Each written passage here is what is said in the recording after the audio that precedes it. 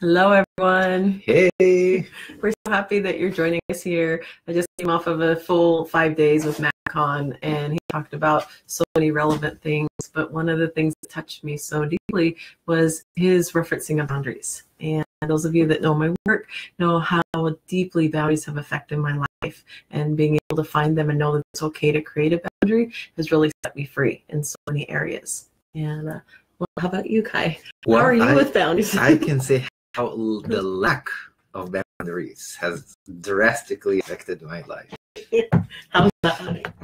And I will say that I have only recently really started working on understanding codependency and my patterning and my why it was so challenging for me to set boundaries in most of my life and the effect that it has. And it's amazing because every step that I go forward, understanding myself and my tendencies, I can look back and read and understand lifetimes of saying yes where it was no, or no when it was yes. And I'm really seeing that firm boundaries are so important to have a solid sense of self and to really, really open up where you need to and close when you need to close. And that allows much more intimacy, safety, connection, and understanding.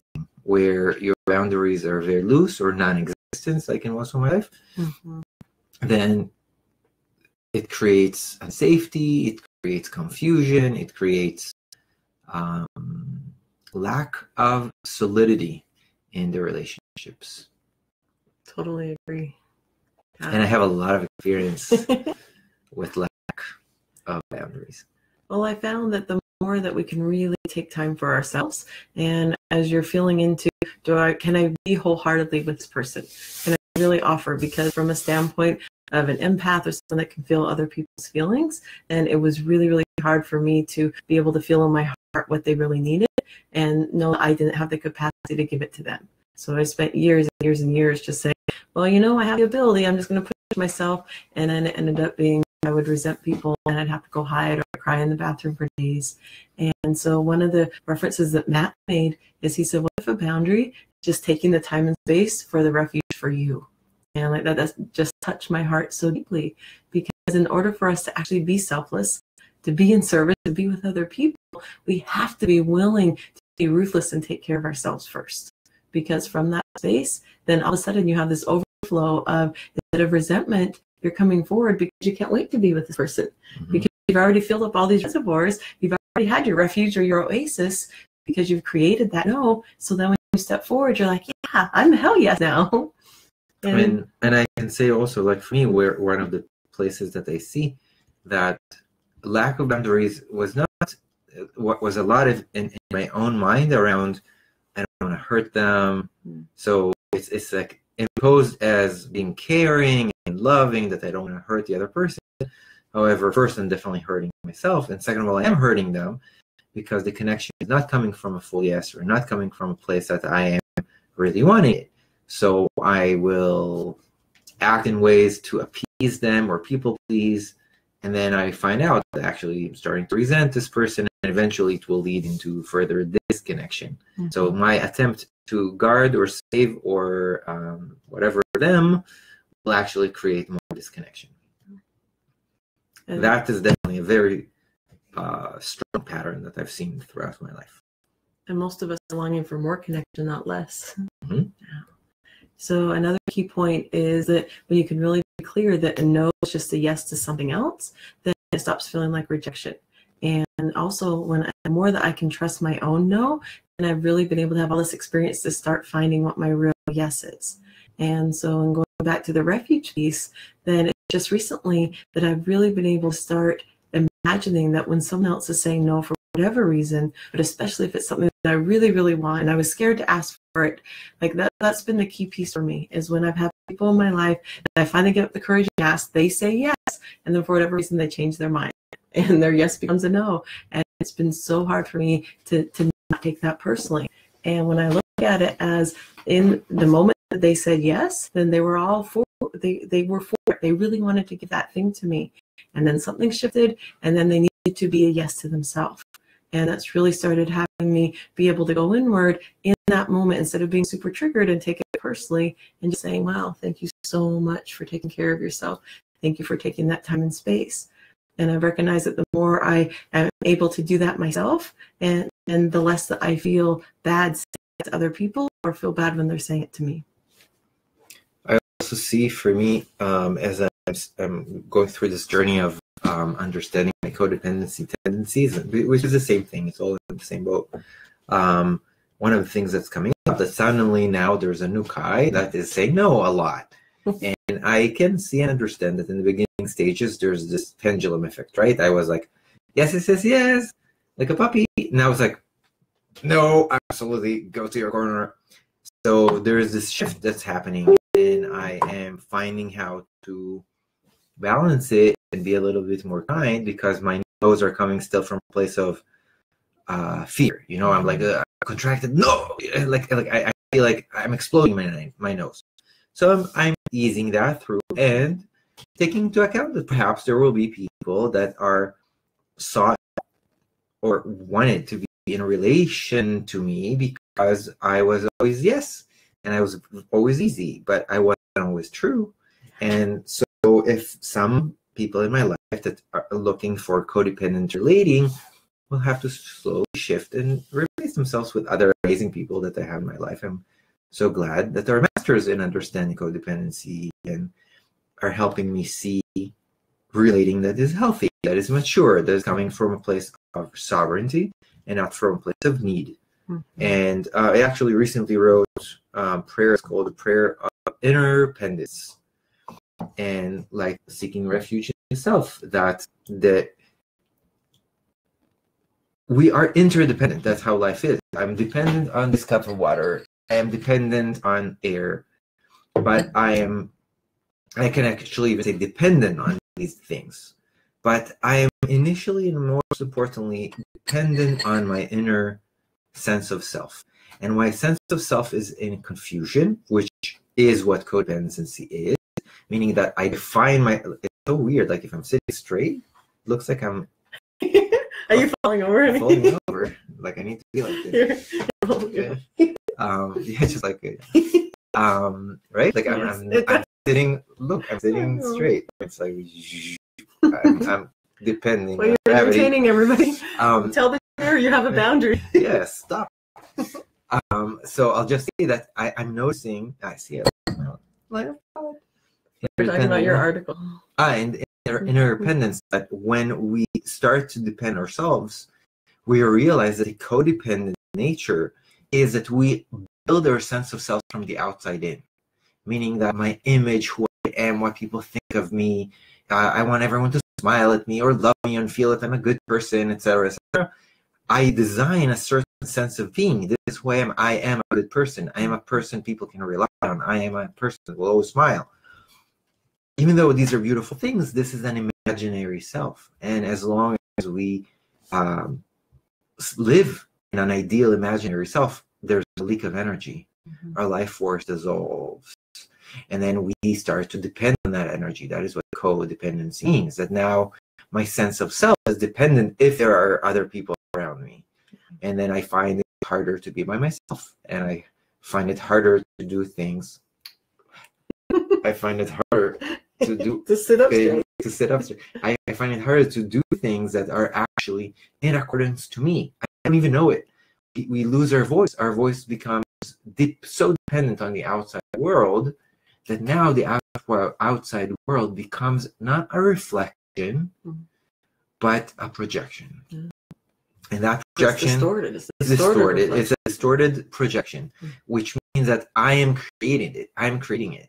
So as much as I'm thinking, oh, I'm dependent on other people, now I'm projecting what my dependency looks like, and my entire life is chasing after my own tail because I need to be something that I'm not. And what is interdependence? Doesn't mean you don't have friends or that you are completely, you make your own money, you make your own food, and you're completely out of the grid? Off grid? Off grid, and you're out of you are the grid. No, you can be completely relatable and relating and connected and even dependent as long as it's coming from a place of center. Because people, I had a conversation about this. Oh, so now I can tell you that I have issues, or I'm sad, or because you're in your inner dependence. No, of course everything can exist. Any form of emotion has its place, but it comes from a place of sovereignty and understanding, and maybe even the little bit of asking, I have a challenge right now. Is this the right moment for me to come with that? Mm-hmm. That and get permission. And get permission that allows the other person to make their choice. Or, for example, someone like, hey, I need to vent right now. This is what this conversation about. I need to vent. Is that a good moment for you? And the other person goes, well, no, not right now. Or, sure, I'll hold space for that. Can we set a time that you vent for 5 minutes and then we move on? Where the opposite, I'm sure you all have, because like I do, those friends that call you and it's only going to be like now, it's like, and you see their number, Mr. Let's do the name, Kenneth is calling, random Kenneth. If I have a Kenneth listening, it's not you. Kenneth calling me. Oh my God, it's going to be such a headache. I really don't. Oh God, man. Right? And you decline it. You either decline it, or you're like, yeah, hi, I'm so happy you called. Right? I don't ever want you to answer my call like that. That's why I never answer calls. But really, what I can see in my life, that's how I dealt with it. And people that know me well, sadly know that I cannot reply to text or email for weeks, which in a way comes from a place of sovereignty. Like, I'm really, really busy. Like, my life is so busy. So people who are close to me don't take it personally. Like, okay, yeah, it ask a question, you give it 3 days, 4 days until the answer is there. And it also came from my inability to set the boundaries, which I'm now practicing. So now my practice is actually to reply and say, I'm sorry. When you text me 17 pages at this moment in my life, that will take me a month or two to reply. If you send me a bullet point of like, this is what I need as a response, there's a 98% chance of response within a normal-ish amount of time. But I'm noticing that a lot of my avoidance or a lot of my over-exaggeration enthusiasm all come from the inability to set healthy boundaries. And this is a practice. This is something that you bring your awareness and you choose that to, first of all, you choose to believe in yourself. You're not going to lose all of your friends if you start stating boundaries. And you're not going to be a weird cook or something. And no. And whatever friends that you do lose, then it was just because you trained them that you didn't need to have boundaries. And so I promise you, there's abundance of new friends that will come in and take their place. You're actually on the same page of who you are now. Can I take a veer off subject Yes. for a second? You see this is a metal straw. The reason Does it have to do with boundaries? I actually usually don't like to drink with straws, but I really, really want to impart a short teaching about our beloved goddess of the ocean, Iemanjá, that's really suffering from us. Every day within LA County, there's about 10 million straws being used. Okay? So you go on Amazon or purchasing one like that and taking it with you is really important. So we need to set a boundary that Mother Earth is really suffering, and we need to take some action, even small as taking our own straw, to help the ocean. That's it. We can Thank you get for back doing that. And the thing is also, that's actually a little part where often we think, oh, and I'm bringing this all into the conversation. Sometimes you have that saying, the straw that broke the camel's back. Mm-hmm. If it was from metal, it probably won't break. But we, in our relating, when someone doesn't, that this happened to me also, that my straw wouldn't break and wouldn't break and wouldn't break, and I would like say yes and say yes and say yes, and then what would happen? I would explode. Like suddenly the person like, what the freaking word, right? So why does that happen? Because I didn't set the boundary in the beginning. And for example, people who relate to me now, because I'm so busy, I am starting to, and I'm talking literally the last couple of weeks, to say, listen, I really don't have a lot of time for, I hardly ever talk on the phone. I have very little time to interact and communicate. I'm very, very focused right now. I'm finishing my prayer book. I'm very focused on the work that I do. I work with a lot of people. I can't. However, if there's an emergency or something, this is the way to contact me. And don't take it personally. You didn't do anything wrong. This is the way I relate. You're telling people how to succeed with you. Exactly. In the beginning, this was beyond impossible for me to do. I would be like, no, they'll think I'm crazy. And I should, if I'm a good person, I'm a spiritual person, I should be available at any moment. And no, because I've realized that when I do that, the quality of what I can give actually really, really deteriorates. And my ability, you get exhausted. Completely exhausted. My ability to hold space in the moment I want to is completely impaired. So it's better that I set the game to win than just hold on to it and wait and suffer and eventually, explode. The name of the game with boundaries is no more enduring.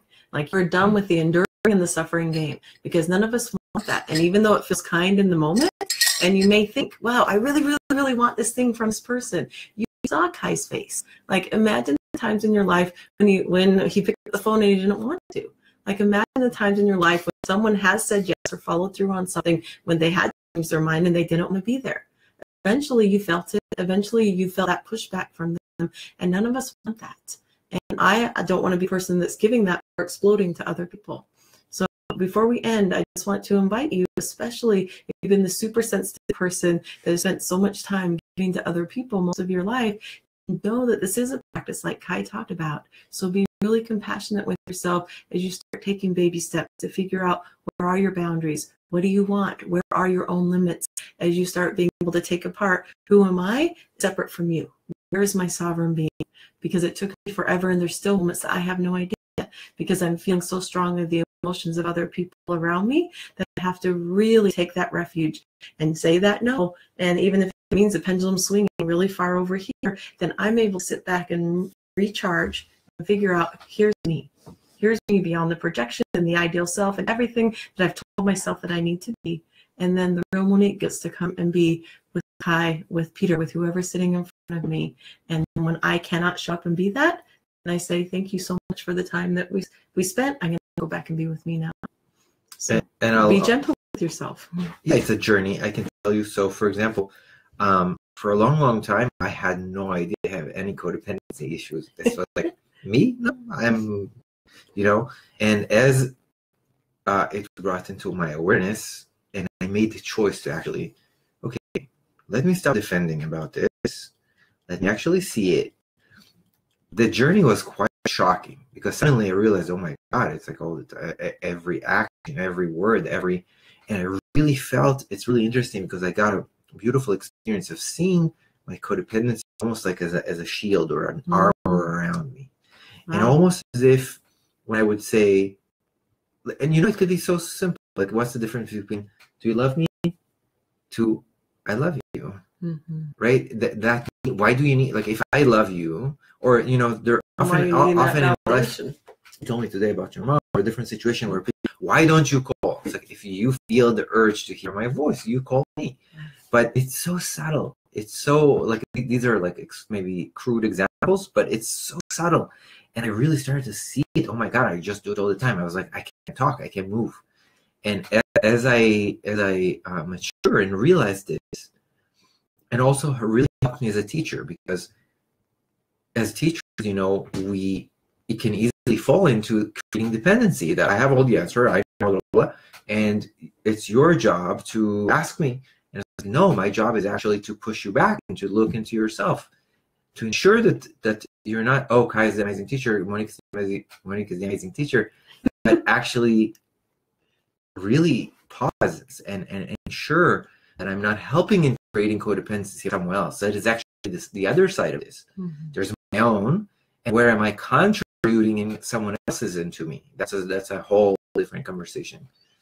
But what it requires is willingness to trust that you are enough. Mm-hmm. That you as you are, not only enough, you're plenty. That you don't need someone else to tell you how amazing you are. And the truth is, let's assume that you have the whole world telling you that you're the most amazing, that people say to me, that she's the most amazing person on earth. But if she doesn't believe it for herself, it has no value whatsoever. It's not important. Because what happens then she will crave it more. Actually, as a side, not about straws, but as a side remark. A different side. You know what creates cults? cults are a psychological phenomena that basically is the most extreme level of codependency. What happens is that there's someone there who's a narcissist. That is the guru, the teacher, psychologist, whatever it is.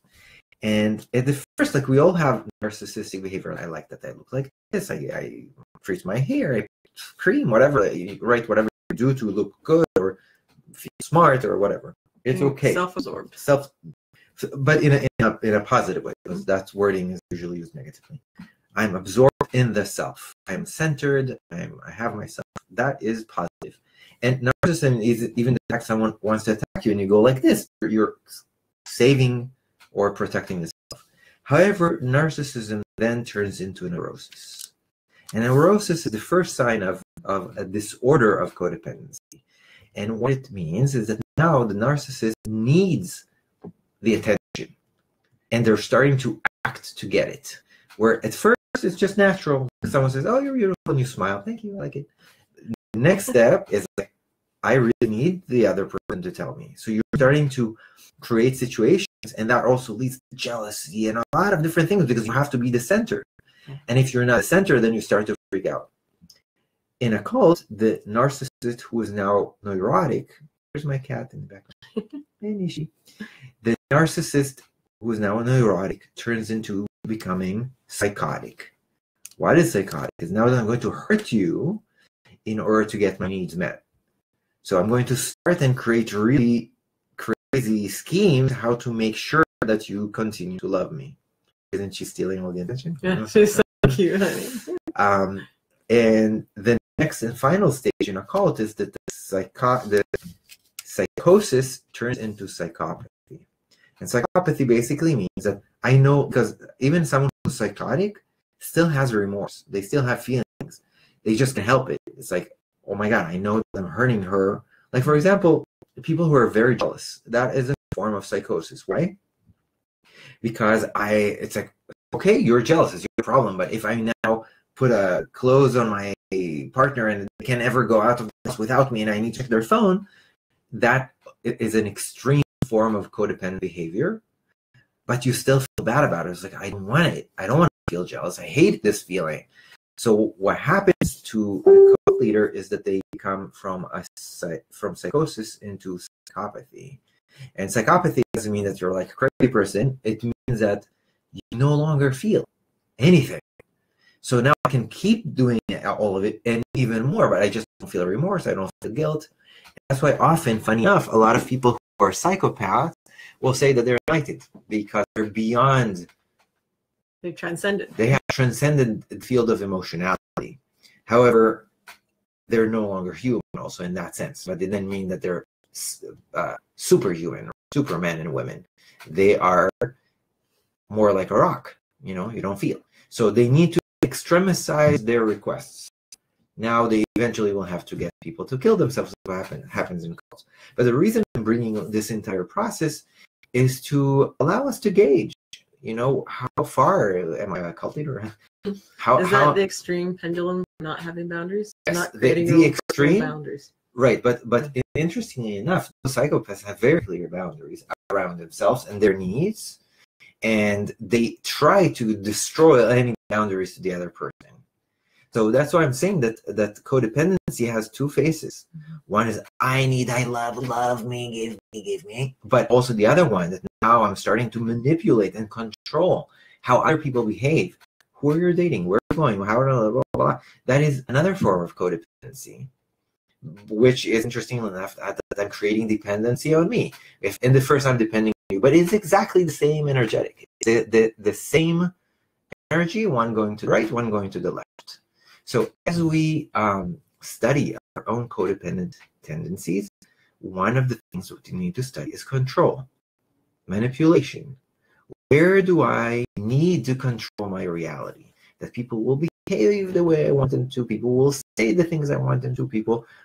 I need to know everything. I need to be in control in everything. That is another thing to look at. Everything you just said is all control. It's all control. Mm-hmm. Also, the codependency is also control, because when I say, "Do you love me?"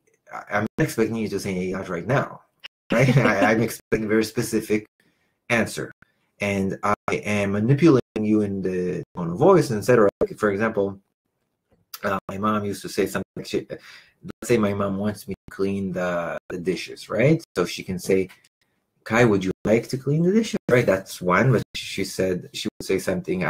She would say something like, if you want, do the dishes. And I'm like, yeah, if you want. I know that it's not what I want. I have to do it, right? So there's many ways for us to use our tone and our give and take and manipulation to get our needs met. So that's a good point. Is there's a huge difference between a request and a demand that disguises a request. And so what Kai's talking about is really a demand.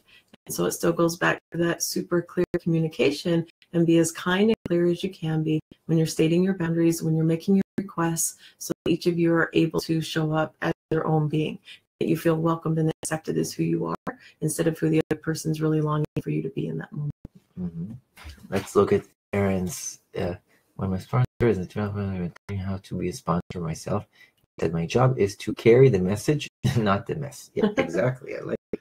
That's great, and thank you.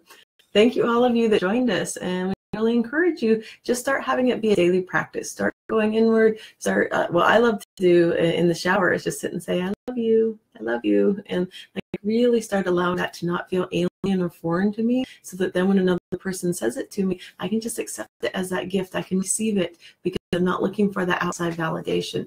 Because I've really started cultivating that I'm loved by me so deeply, and then when someone else says it, then it's like, oh, I'm lovable. Thank you for that gift. But I don't need Kai. I don't need anyone in my world to see it to me, because I'm finally giving that to me.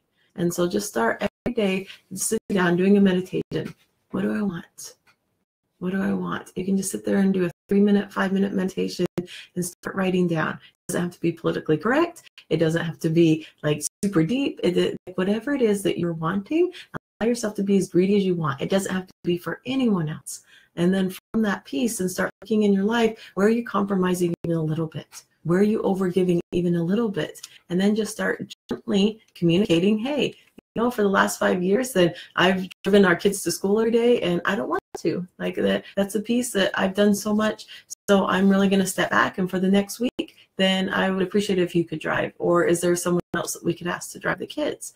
Or whatever the piece is that you're realizing, I've been overgiving for a year, 10 years, 20 years, and I'm ready to take my power back. So how can we change that? And it starts becoming this practice that you'll start feeling closer and closer to the moment that you start compromising, you start overgiving, you start stepping out of your sovereignty and into that codependence. And I would say there, also in the steps, like we're talking about, let's say, a completely interdependent person has their self, sense of self, and etc. But it also, as you're walking that step towards that, even saying, I'm noticing that in this moment, I am about to say something that is probably coming from my codependency. I have a need right now to be appreciated. Would you be willing to appreciate me? Or I can say, do you love me? Or I can say, I really need appreciation right now. Like for me, for example, one of my top love languages is appreciation. Mm-hmm. I would ask my partner, like, let's end this conversation with 3 appreciations, you to me to you. Now, if I just forced her to say that, it's of course. However, there's also, I understand my own needs, and I understand my own love languages, and my own body, and my own reality. But if I do catch myself where it is coming from that place, then I will try my best at least to acknowledge it. Okay, or sometimes, there's some challenge or whatever, and I would say, right now, my codependent tendencies are a little raw, and I need a little bit more support or appreciation. So there's more acknowledgement. The bandwidth to give it to me. Do you have to man? And if she says no, okay, maybe next time I'll talk to my cats instead. But it's really taking ownership, because the journey, I think also what we heard today, we were listening to Matan talking, is that this journey starts where? With self-responsibility. Mm-hmm. Which is what? The ability to respond and not react. Codependency is a reaction for a need. My needs are not met. I'm going to make you respond to me and give me what I need. Instead of, I am a fully sovereign, fully sustainable reality. But guess what? Even if Kai responded, let's say I'm saying, you have to give me this, you have to give it to me. And even if he responded, he gave me exactly what I think that I needed, I have no reference point to be able to receive it. It would never be enough because I've never learned how to receive that. And I created the story. Then the funny thing is that when we manipulate someone to give us what we want, there is a place inside of you that thinks always have this voice but it didn't really come from them. Yeah. So it's not really valid because I created it. So even if they do everything that you say, but it's not real. So you will have to ask for more and more and more and bigger things, and it'll never be satisfied. It's never enough. Never enough. However, I would like to say that what's amazing on this journey is that it is so fulfilling that every step I have taken so far, it's really with this level of awareness, I would say maybe a month, that every step I've made and every boundary that I've stated only brought amazingness. I'm really shocked, actually. I'm like, oh my God, where was I my entire life? What was I thinking? You were out there with everybody else. Yeah, I got my partner to really help me and see it and lovingly guide me in this journey. But it's encouraging because every step that you regain your sovereignty, you realize what comes with that is more authenticity, more connection, more intimacy. Now, the word authenticity is really important. What happens when you have more authenticity?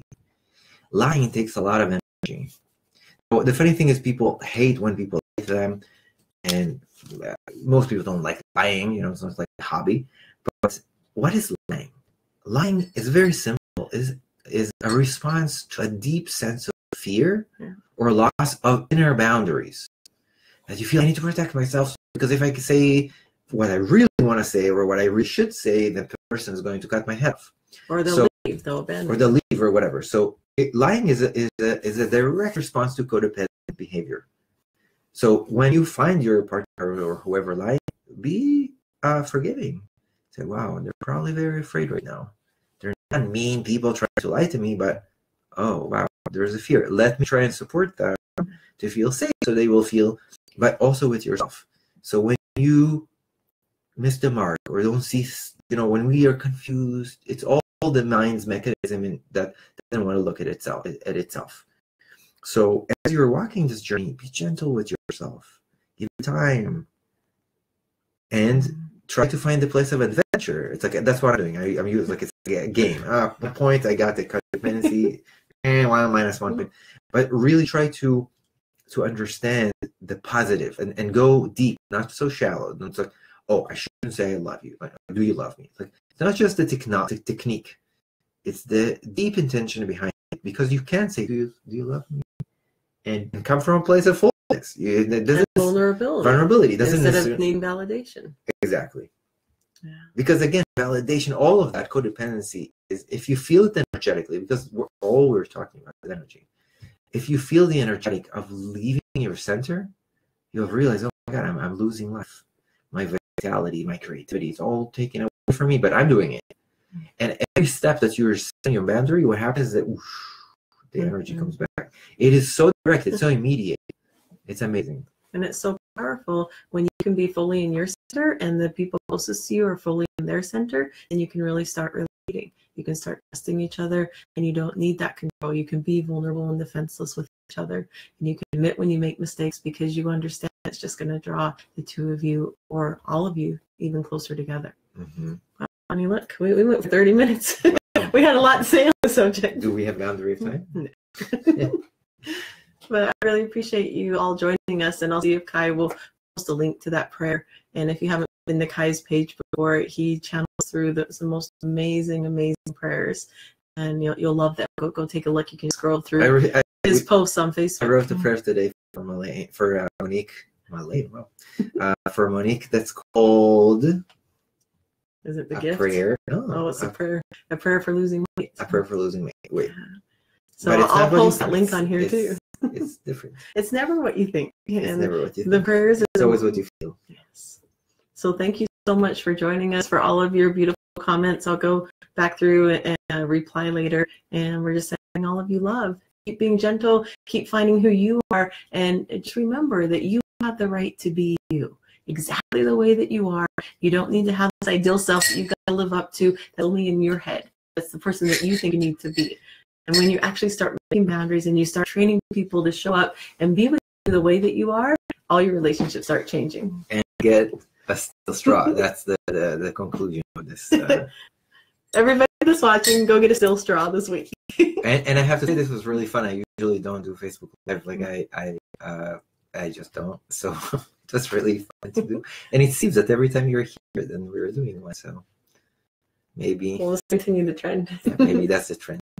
So thank you all for exploring your boundaryless boundaries with us.